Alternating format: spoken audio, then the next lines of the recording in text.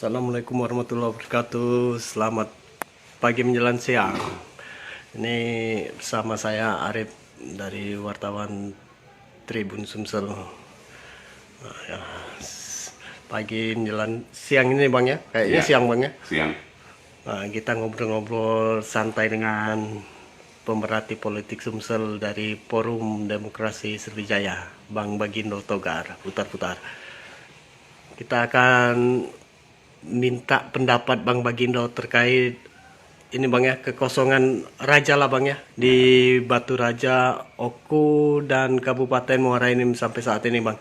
Sampai kapan ini kayaknya kosongan? Bang gimana bang?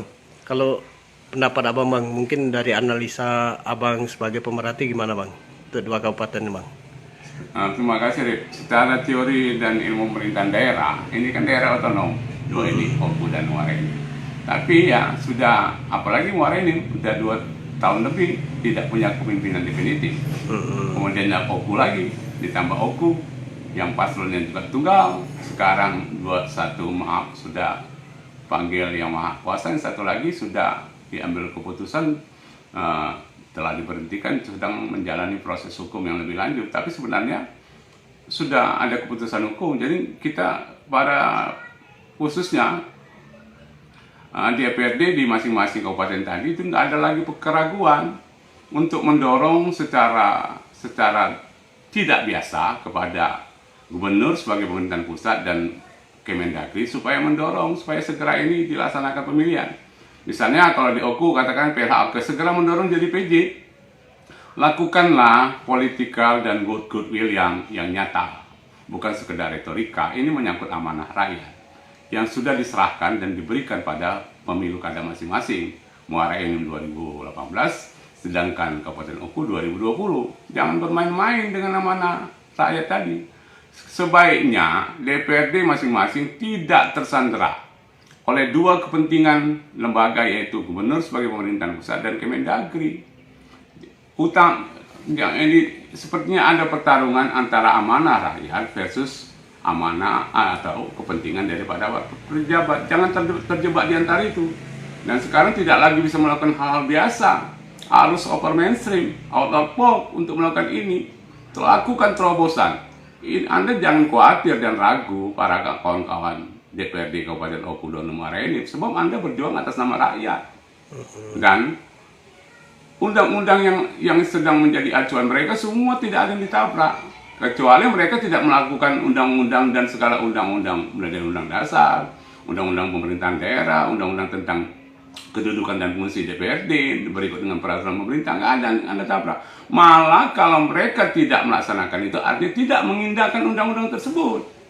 Jangan terjebak di antara kepentingan tersembunyi ataupun kepentingan yang tidak berpihak kepada masyarakat di dua kabupaten tadi.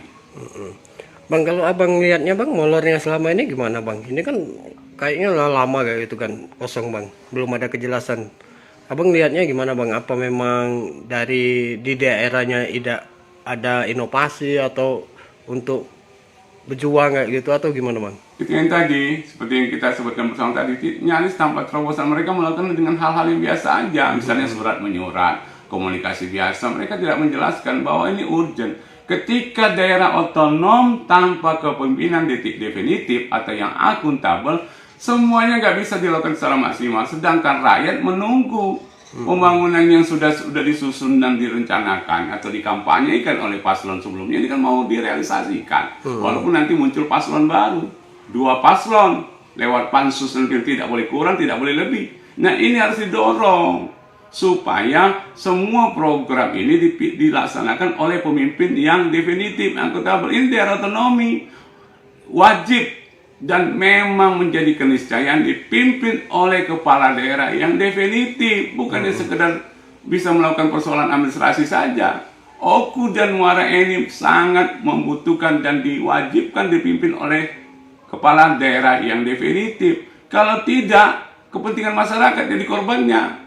Yang dikorbankan masyarakat oleh elit yang tidak bekerja optimal dan Ya mungkinlah mereka nganggap ini persoalan biasa, atau mereka nganggap ya menunggu sambil ya tidak dilakukan dengan apa ya, yang lebih berpihak pada rakyat tadi. Bahwa ini nggak ada yang undang-undang mereka tabrak, tidak ada undang-undang dan turunannya sampai ke PP, tidak ada. Malah mereka nggak menjalankan ini, mereka yang menjadi yang bersalah kalau mereka tidak mengindahkan semua undang-undang dan turunannya tadi. Jangan pikirkan rakyat Oku dan Muara Enim lah, yang sudah ratusan ribu memberikan hak politiknya pada pilkada masing-masing. Nah sekarang mereka dapat apa? Mereka dapat dengan segala yang tanggung dan yang tidak maksimal tadi. Program segala macam nggak berjalan. Nah kan namanya kepemimpinan administratif, bukan kepemimpinan politik kan gitu. Nah jadi mereka nggak bisa buat apa-apa untuk rakyatnya. Nah sekarang rakyat jadi korban, kepentingan rakyat dan hak warga masing-masing daerah yang menjadi korban. Apakah kita mau melihat ini berlanjut terus dan berlarut-larut?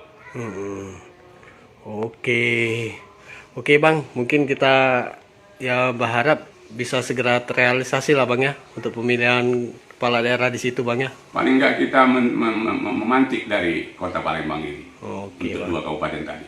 Oke Bang, makasih Bang Bagindo. Selamat siang. Assalamualaikum warahmatullahi wabarakatuh. Tribun News.